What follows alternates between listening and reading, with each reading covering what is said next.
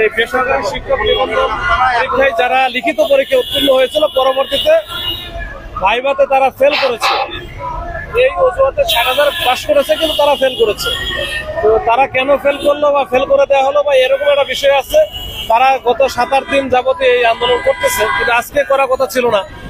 আমরা বিভিন্ন জায়গায় তাদেরকে কথা বলে তারা সচিবালয়ে বা কার্যালয়ে, মাননীয় প্রধান উপদেষ্টা কার্যালয়ে যে গিয়ে কথা বলো, কিন্তু এরপরে হঠাৎ করে আজকে কিন্তু কথা বলে আজকে এসে তারা পুরা দেখছেন যে সচিবালয় এই এখানে পুরোটা বসে পড়েছে, পুরো রাস্তা বন্ধ করে দিচ্ছে। আমরা বারবার অনুরোধ করছি যে আপনারা রাস্তা বন্ধ করেন না, আপনারা সাইডে থাকেন, পাশে থাকেন, গাড়িটা চলাচল করুক। যদি মনে হয় আপনাদের প্রতিনিধি দেন, আমি আবারও পাঠাচ্ছি সচিবালয়ে যান বা অন্য কোথাও যান।